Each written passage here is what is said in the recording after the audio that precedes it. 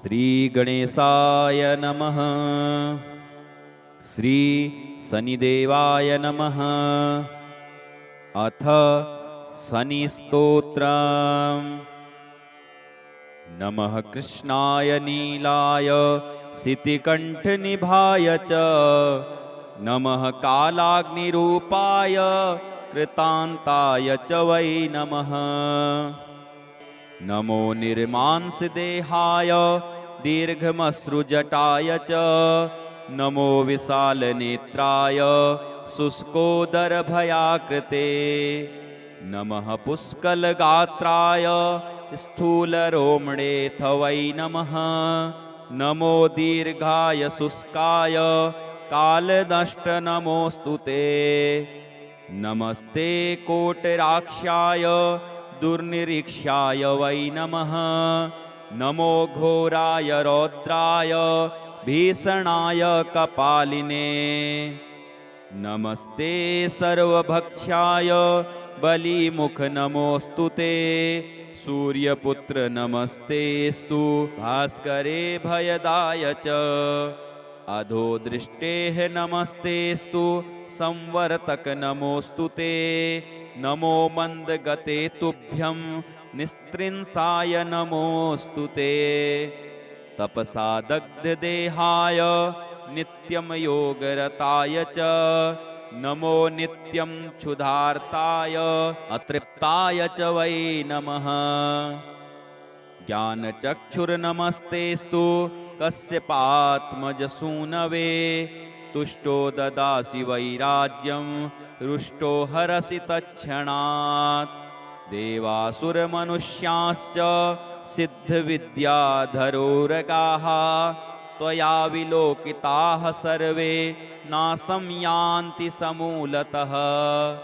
प्रसाद कुरु मे सौरे वारदो भव भास्करे एवं स्तुस्तदा सौरिर्ग्रहराजो महाबलः। एवं स्तुस्तदा सौरिर्ग्रहराजो महाबलः। इति शनिस्तोत्रम्। श्री शनिचरणार्पणमस्तु। श्री शनिश्चराय नमः। अथ श्री शनिकवचम्। विनियोगः। ओमस्य श्री शनैश्चरकवच स्तोत्रमन्त्रस्य कस्य ऋषिः अनुष्टुप् छन्दः। शनैश्चरो देवता सीं शक्तिः सूं कीलकं शनैश्चरप्रीत्यर्थं पाठे विनियोगः। ध्यानं नीलाञ्जनसमाभासं रविपुत्रं यमाग्रजं छायामार्तण्डसम्भूतं तन्नमामि शनैश्चरम्।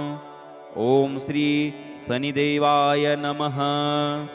शृणुध्वमृषयः सर्वे शनिपीडाहरं महत् कवचं शनिराजस्य शौरेरिदमनुत्तमम्। कवचं देवतावासं वज्रपञ्जरसंज्ञकं शनैश्चरप्रीतिकरं सर्वसौभाग्यदायकम्। ॐ श्री शनैश्चरः पातु भालं मे सूर्यनन्दनः। नेत्रे छायात्मजः पातु पातु कर्णो यमानुजः।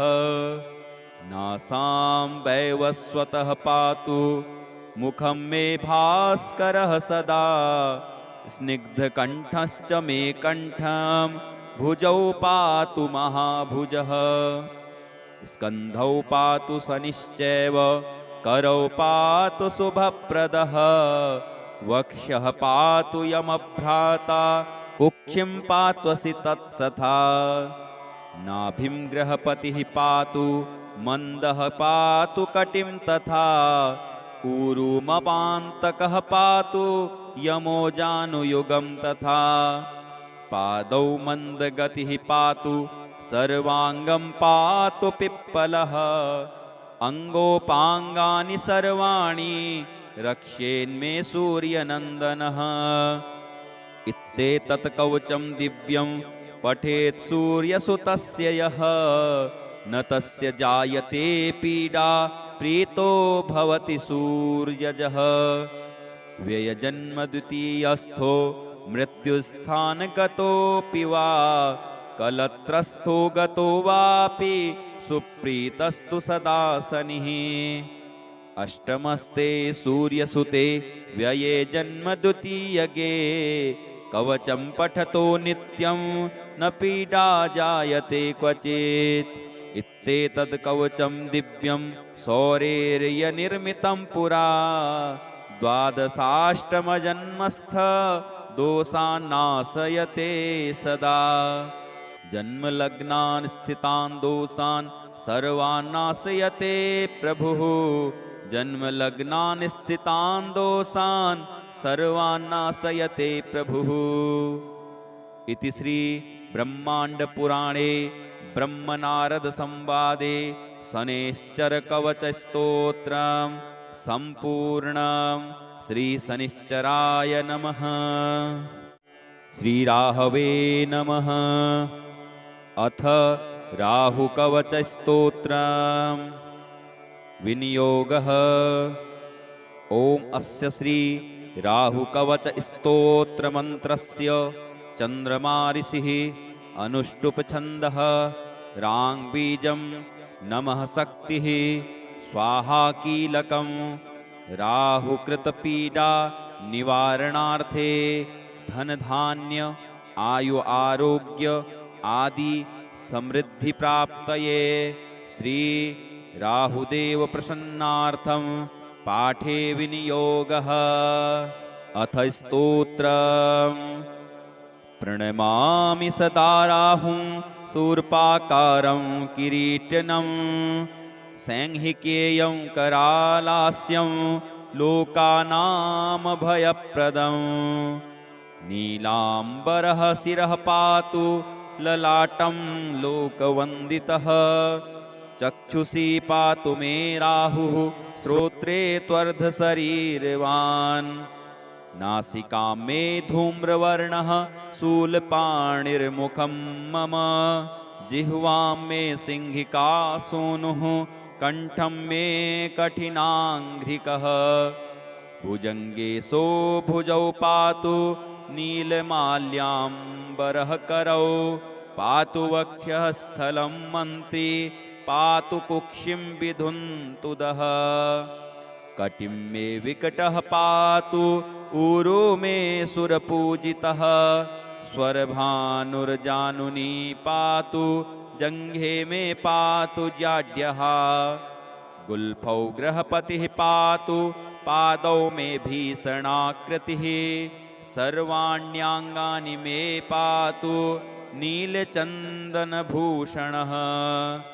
राहोरिदं कवचमृदवस्तुदं यो भक्त्या पठन्त्यनुदिनं नियतः शुचिः सन्। प्राप्नोति कीर्तिमतुलां श्रियमृद्धिमायुः। आरोग्यमात्मविजयं च हि तत्प्रसादात्। आरोग्यमात्मविजयं च हि तत्प्रसादात्। इति श्री महाभारते धृतराष्ट्रसंजय संवादे द्रोणपर्वणि राहुकवचस्तोत्रं श्रीराहुचरणार्पणमस्तु। ॐ श्रीकेतवे नमः। अथ केतुकवचस्तोत्रं विनियोगः। ॐ अस्य श्री केतुकवचस्तोत्रमहामन्त्रस्य त्र्यम्बकऋषिः अनुष्टुप्छन्दः केतुर्देवता। कं बीजं नमः शक्तिः केतुरिति कीलकं। केतुकृतपीडानिवारणार्थे सर्वरोगनिवारणार्थे सर्वशत्रुविनाशनार्थे सर्वकार्यसिद्ध्यर्थे केतुप्रसादसिद्ध्यर्थे पाठे विनियोगः। अथ स्तोत्रम्।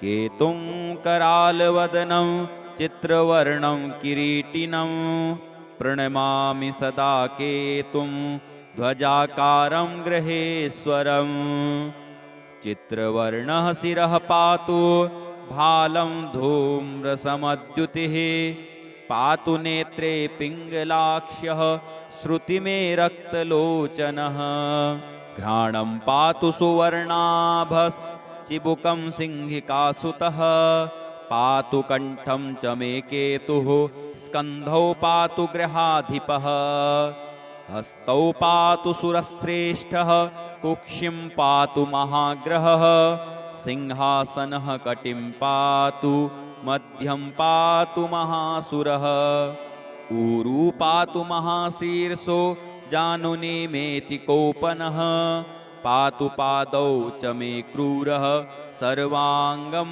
नरपिङ्गलः यैदं कवचं दिव्यं सर्वरोगविनाशनं सर्वशत्रुविनाशं च धारणाद्विजयी भवेत् सर्वशत्रुविनाशं च धारणाद्विजयी भवेत् इति श्री ब्रह्माण्डपुराणे केतुकवचं श्री केतुचरणार्पणमस्तु। श्रीकेतवे नमः। अथ शनिस्तोत्रम्। नमः कृष्णाय नीलाय शितिकण्ठनिभाय च नमः कालाग्निरूपाय कृतान्ताय च वै नमः। नमो निर्मांसदेहाय दीर्घमश्रुजटाय च नमो विशालनेत्राय शुष्कोदरभयाकृते नमः पुष्कलगात्राय स्थूलरोमणेऽथ वै नमः। नमो दीर्घाय शुष्काय कालदष्ट नमोऽस्तु ते। नमस्ते कोटराक्षाय दुर्निरीक्षाय वै नमः। नमो घोराय रौद्राय भीषणाय कपालिने। नमस्ते सर्वभक्षाय बलिमुख नमोऽस्तु ते। सूर्यपुत्र नमस्तेस्तु भास्करे भयदाय च। अधोदृष्टेः नमस्तेस्तु संवर्तक नमोऽस्तु ते। नमो मन्दगते तुभ्यं निस्त्रिंसाय नमोऽस्तु ते। तपसा दग्धदेहाय नित्यं योगरताय च नमो नित्यं क्षुधार्ताय अतृप्ताय च वै नमः। ज्ञानचक्षुर्नमस्तेस्तु कश्यपात्मजसूनवे। तुष्टो ददासि वैराज्यं रुष्टो हरसि तत्क्षणात्। देवासुरमनुष्याश्च सिद्धविद्याधरोरगाः त्वया विलोकिताः सर्वे नाशं यान्ति समूलतः। प्रसाद कुरु मे सौरे वारदो भव भास्करे। एवं स्तुस्तदा सौरिर्ग्रहराजो महाबलः। एवं स्तुस्तदा सौरिर्ग्रहराजो महाबलः। इति शनिस्तोत्रम्। श्री शनिचरणार्पणमस्तु। श्री शनिश्चराय नमः। अथ श्री शनिकवचं विनियोगः। ओमस्य श्री शनैश्चरकवच स्तोत्रमन्त्रस्य कस्य ऋषिः अनुष्टुप् छन्दः। शनैश्चरो देवता सीं शक्तिः सूं कीलकं शनैश्चरप्रीत्यर्थं पाठे विनियोगः। ध्यानं नीलाञ्जनसमाभासं रविपुत्रं यमाग्रजं छायामार्तण्डसम्भूतं तन्नमामि शनैश्चरम्। ॐ श्री शनिदेवाय नमः। शृणुध्वमृषयः सर्वे शनिपीडाहरं महत्। कवचं शनिराजस्य सौरेरिदमनुत्तमम्। कवचं देवतावासं वज्रपञ्जरसंज्ञकं शनैश्चरप्रीतिकरं सर्वसौभाग्यदायकम् ॐ श्री शनैश्चरः पातु भालं मे सूर्यनन्दनः नेत्रे छायात्मजः पातु पातु कर्णो यमानुजः नासां वैवस्वतः पातु मुखं मे भास्करः सदा स्निग्धकण्ठश्च मे कण्ठं भुजौ पातु महाभुजः स्कन्धौ पातु शनिश्चैव करौ पातु शुभप्रदः वक्ष्यः पातु यमभ्राता कुक्षिं पात्वसि तत्सथा नाभिं गृहपतिः पातु मन्दः पातु कटिं तथा ऊरुमपान्तकः पातु यमो जानुयुगं तथा पादौ मन्दगतिः पातु सर्वाङ्गं पातु पिप्पलः अङ्गोपाङ्गानि सर्वाणि रक्षेन्मे सूर्यनन्दनः इत्येतत् कवचं दिव्यं पठेत् सूर्यसुतस्य यः न तस्य जायते पीडा प्रीतो भवति सूर्यजः व्ययजन्मद्वितीयस्थो मृत्युस्थानगतोऽपि वा कलत्रस्थो गतो वापि सुप्रीतस्तु सदा शनिः अष्टमस्ते सूर्यसुते व्यये जन्मद्वितीयगे कवचं पठतो नित्यं न पीडा जायते क्वचित् इत्येतत् कवचं दिव्यं सौरेर्यनिर्मितं पुरा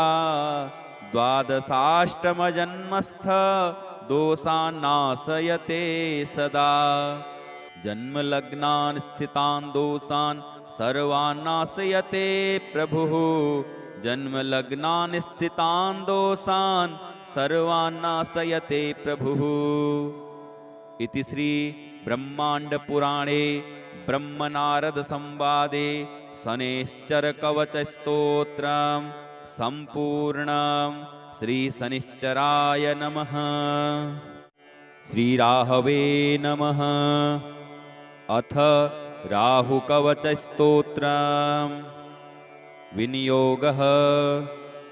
ॐ अस्य श्री राहुकवचस्तोत्रमन्त्रस्य चन्द्रमाऋषिः अनुष्टुप्छन्दः राङ्बीजं नमः शक्तिः स्वाहा कीलकं राहुकृतपीडा निवारणार्थे धनधान्य आयु आरोग्य आदि समृद्धि प्राप्तये श्री राहुदेव प्रसन्नार्थं पाठे विनियोगः।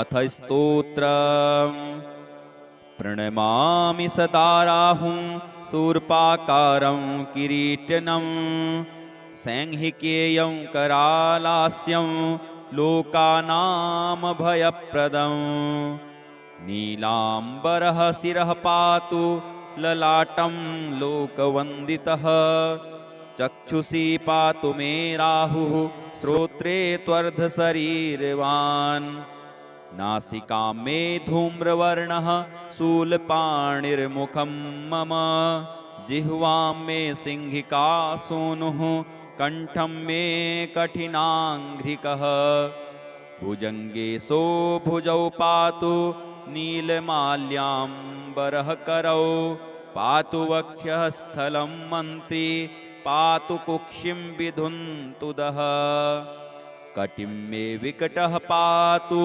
ऊरो मे सुरपूजितः स्वरभानुर्जानुनी पातु जङ्घे मे पातु जाड्यः गुल्फौ गृहपतिः पातु पादौ मे भीषणाकृतिः सर्वाण्यांगानि मे पातु नीलचन्दनभूषणः राहोरिदं कवचमृदवस्तुदं यो भक्त्या पठन्त्यनुदिनं नियतः शुचिः सन् प्राप्नोति कीर्तिमतुलां श्रियमृद्धिमायुः आरोग्यमात्मविजयं च हि तत्प्रसादात् आरोग्यमात्मविजयं च हि तत्प्रसादात्। इति श्री महाभारते धृतराष्ट्रसंजय संवादे द्रोणपर्वणि राहुकवचस्तोत्रम् श्रीराहुचरणार्पणमस्तु। ॐ श्रीकेतवे नमः। अथ केतुकवचस्तोत्रम् विनियोगः। ॐ अस्य श्री केतुकवचस्तोत्रमहामन्त्रस्य त्र्यम्बकऋषिः अनुष्टुप्छन्दः केतुर्देवता कं बीजं नमः शक्तिः केतुरिति कीलकं केतुकृतपीडानिवारणार्थे सर्वरोगनिवारणार्थे सर्वशत्रुविनाशनार्थे सर्वकार्यसिद्ध्यर्थे केतुप्रसादसिद्ध्यर्थे पाठे विनियोगः। अथ स्तोत्रम् केतुं करालवदनं चित्रवर्णं किरीटिनं प्रणमामि सदा केतुं ध्वजाकारं गृहेश्वरम्। चित्रवर्णः शिरः पातु भालं धूम्रसमद्युतिः पातु नेत्रे पिङ्गलाक्ष्यः श्रुतिमे रक्तलोचनः। घ्राणं पातु सुवर्णाभश्चिबुकं सिंहिकासुतः पातु कण्ठं च मे केतुः स्कन्धौ पातु गृहाधिपः। हस्तौ पातु सुरश्रेष्ठः कुक्षिं पातु महाग्रहः। सिंहासनः कटिं पातु मध्यं पातु महासुरः। ऊरू पातु महाशीर्षो जानुनेमेति कोपनः पातु पादौ च मे क्रूरः सर्वाङ्गं नरपिङ्गलः। यैदं कवचं दिव्यं सर्वरोगविनाशनं सर्वशत्रुविनाशं च धारणाद्विजयी भवेत्। सर्वशत्रुविनाशं च धारणाद्विजयी भवेत्। इति श्री ब्रह्माण्डपुराणे केतुकवचं श्री केतुचरणार्पणमस्तु। श्रीकेतवे नमः। अथ शनिस्तोत्रम् नमः कृष्णाय नीलाय शितिकण्ठनिभाय च नमः कालाग्निरूपाय कृतान्ताय च वै नमः। नमो निर्मांसदेहाय दीर्घमश्रुजटाय च नमो विशालनेत्राय शुष्कोदरभयाकृते। नमः पुष्कलगात्राय स्थूलरोमणेऽथ वै नमः। नमो दीर्घाय शुष्काय कालदष्ट नमोऽस्तु ते। नमस्ते कोटराक्षाय दुर्निरीक्षाय वै नमः। नमो घोराय रौद्राय भीषणाय कपालिने। नमस्ते सर्वभक्षाय बलिमुख नमोऽस्तु ते। सूर्यपुत्र नमस्तेस्तु भास्करे भयदाय च। अधोदृष्टेः नमस्तेस्तु संवर्तक नमोऽस्तु ते। नमो मन्दगते तुभ्यं निस्त्रिंसाय नमोऽस्तु ते। तपसा दग्धदेहाय नित्यं योगरताय च नमो नित्यं क्षुधार्ताय अतृप्ताय च वै नमः। ज्ञानचक्षुर्नमस्तेस्तु कश्यपात्मजसूनवे। तुष्टो ददासि वैराज्यं रुष्टो हरसि तत्क्षणात्। देवासुरमनुष्याश्च सिद्धविद्याधरोरगाः त्वया विलोकिताः सर्वे नाशं यान्ति समूलतः। प्रसाद कुरु मे सौरे वारदो भव भास्करे। एवं स्तुस्तदा सौरिर्ग्रहराजो महाबलः। एवं स्तुस्तदा सौरिर्ग्रहराजो ग्रहराजो महाबलः। इति शनिस्तोत्रम्। श्री शनिचरणार्पणमस्तु। श्री शनिश्चराय नमः। अथ श्री शनिकवचम्। विनियोगः। ओमस्य श्री शनैश्चरकवच स्तोत्रमन्त्रस्य कस्य परिसिः अनुष्टुप् छन्दः। शनैश्चरो देवता सीं शक्तिः सूं कीलकं शनैश्चरप्रीत्यर्थं पाठे विनियोगः। ध्यानम्।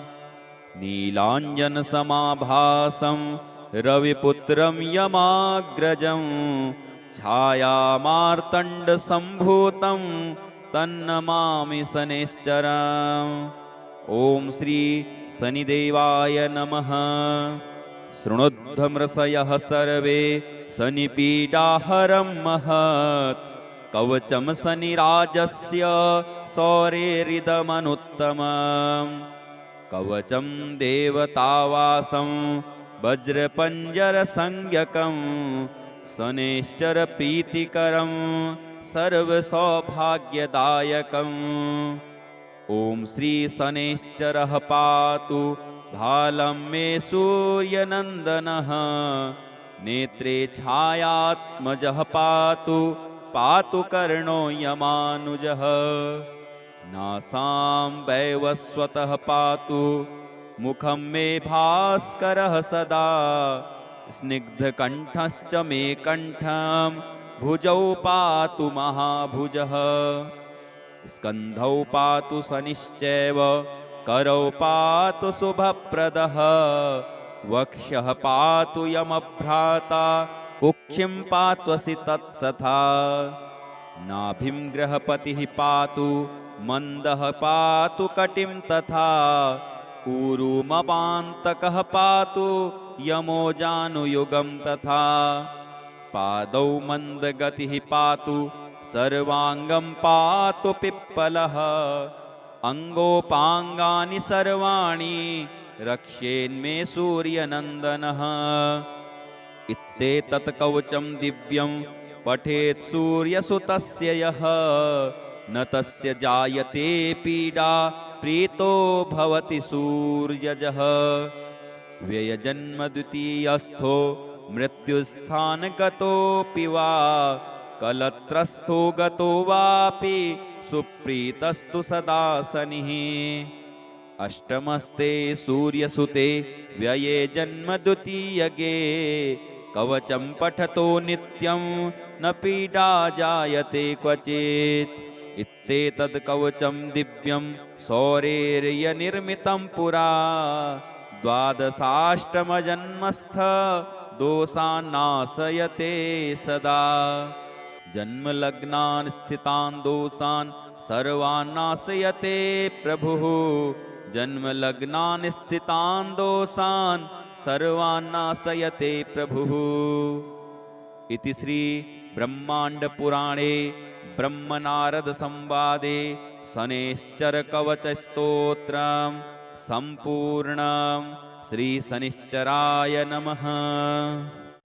श्रीराहवे नमः। अथ राहुकवचस्तोत्रम्। विनियोगः। ॐ अस्य श्री राहुकवचस्तोत्रमन्त्रस्य चन्द्रमाऋषिः अनुष्टुप् छन्दः। राङ्बीजं नमः शक्तिः स्वाहा कीलकं। राहुकृतपीडा निवारणार्थे धनधान्य आयु आरोग्य आदि समृद्धिप्राप्तये श्री राहुदेव प्रसन्नार्थं पाठे विनियोगः। अथ स्तोत्रम्। प्रणमामि सदा राहुं शूर्पाकारं किरीटनं।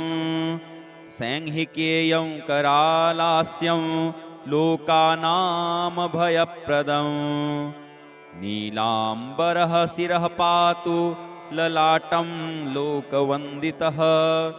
चक्षुषी पातु मे राहुः श्रोत्रे त्वर्धशरीरवान् नासिकां मे धूम्रवर्णः शूलपाणिर्मुखं मम जिह्वां मे सिंहिका सूनुः कण्ठं मे कठिनाङ्घ्रिकः भुजङ्गेशो भुजौ पातु नीलमाल्याम्बरः करौ पातु वक्षः स्थलं मन्त्री पातु कुक्षिं विधुन्तुदः कटिं मे विकटः पातु ऊरो मे सुरपूजितः स्वरभानुर्जानुनी पातु जङ्घे मे पातु जाड्यः गुल्फौ गृहपतिः पातु पादौ मे भीषणाकृतिः सर्वाण्यङ्गानि मे पातु नीलचन्दनभूषणः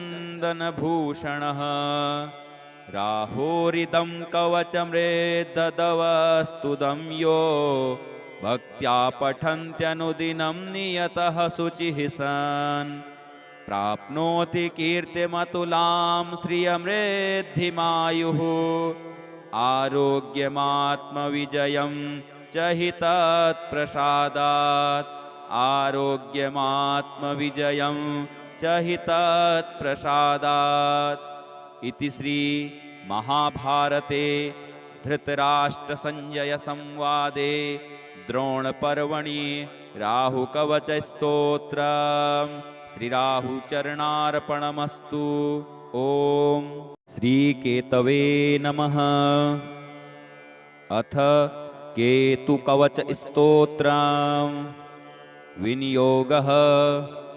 ओम अस्य श्री केतुकवचस्तोत्रमहामन्त्रस्य त्र्यम्बकऋषिः अनुष्टुप्छन्दः केतुर्देवता कं बीजं नमः शक्तिः केतुरिति कीलकं केतुकृतपीडानिवारणार्थे सर्वरोगनिवारणार्थे सर्वशत्रुविनाशनार्थे सर्वकार्यसिद्ध्यर्थे केतुप्रसादसिद्ध्यर्थे पाठे विनियोगः। अथ स्तोत्रम्। केतुं करालवदनं चित्रवर्णं किरीटिनं प्रणमामि सदा केतुं ध्वजाकारं गृहेश्वरम् चित्रवर्णः शिरः पातु भालं धूम्रसमद्युतिः पातु नेत्रे पिङ्गलाक्ष्यः श्रुतिमे रक्तलोचनः घ्राणं पातु सुवर्णाभश्चिबुकं सिंहिकासुतः पातु कण्ठं च मे केतुः स्कन्धौ पातु गृहाधिपः हस्तौ पातु सुरश्रेष्ठः कुक्षिं पातु महाग्रहः सिंहासनः कटिं पातु मध्यं पातु महासुरः ऊरू पातु महाशीर्षो जानुने मेति कोपनः पातु पादौ च मे क्रूरः सर्वाङ्गं नरपिङ्गलः यैदं कवचं दिव्यं सर्वरोगविनाशनं सर्वशत्रुविनाशं च धारणाद्विजयी भवेत् सर्वशत्रुविनाशं च धारणाद्विजयी भवेत् इति श्री ब्रह्माण्डपुराणे केतुकवचं श्री केतुचरणार्पणमस्तु। श्रीकेतवे नमः। अथ शनिस्तोत्रम्। नमः कृष्णाय नीलाय शितिकण्ठनिभाय च नमः कालाग्निरूपाय कृतान्ताय च वै नमः। नमो निर्मांसदेहाय दीर्घमश्रुजटाय च नमो विशालनेत्राय शुष्कोदरभयाकृते नमः पुष्कलगात्राय स्थूलरोमणेऽथ वै नमः। नमो दीर्घाय शुष्काय कालदष्ट नमोऽस्तु ते। नमस्ते कोटराक्षाय दुर्निरीक्षाय वै नमः। नमो घोराय रौद्राय भीषणाय कपालिने नमस्ते सर्वभक्षाय बलिमुख नमोऽस्तु ते सूर्यपुत्र नमस्तेस्तु भास्करे भयदाय च अधोदृष्टेः नमस्तेस्तु संवर्तक नमोऽस्तु ते नमो मन्दगते तुभ्यं निस्त्रिंसाय नमोऽस्तु ते तपसा दग्धदेहाय नित्यं योगरताय च नमो नित्यं क्षुधार्ताय अतृप्ताय च वै नमः ज्ञानचक्षुर्नमस्तेस्तु कश्यपात्मजसूनवे तुष्टो ददासि वैराज्यं रुष्टो हरसि तत्क्षणात् देवासुरमनुष्याश्च सिद्धविद्याधरोरगाः त्वया विलोकिताः सर्वे नाशं यान्ति समूलतः प्रसाद कुरु मे सौरे वारदो भव भास्करे एवं स्तुस्तदा सौरिर्ग्रहराजो महाबलः एवं स्तुस्तदा सौरिर्ग्रहराजो महाबलः इति शनिस्तोत्रम् श्री शनिचरणार्पणमस्तु। श्री शनिश्चराय नमः। अथ श्री शनिकवचं विनियोगः। ओमस्य श्री शनैश्चरकवच स्तोत्रमन्त्रस्य कस्य ऋषिः अनुष्टुप् छन्दः। शनैश्चरो देवता सीं शक्तिः सूं कीलकं शनैश्चरप्रीत्यर्थं पाठे विनियोगः। ध्यानम् नीलाञ्जनसमाभासं रविपुत्रं यमाग्रजं छायामार्तण्डसम्भूतं तन्नमामि शनैश्चरम्। ॐ श्री शनिदेवाय नमः। शृणुध्वमृषयः सर्वे शनिपीडाहरं महत् कवचं शनिराजस्य सौरेरिदमनुत्तमम्। कवचं देवतावासं वज्रपञ्जरसंज्ञकं शनैश्चरप्रीतिकरं सर्वसौभाग्यदायकम्। ॐ श्री शनैश्चरः पातु भालं मे सूर्यनन्दनः। नेत्रे छायात्मजः पातु पातु कर्णो यमानुजः।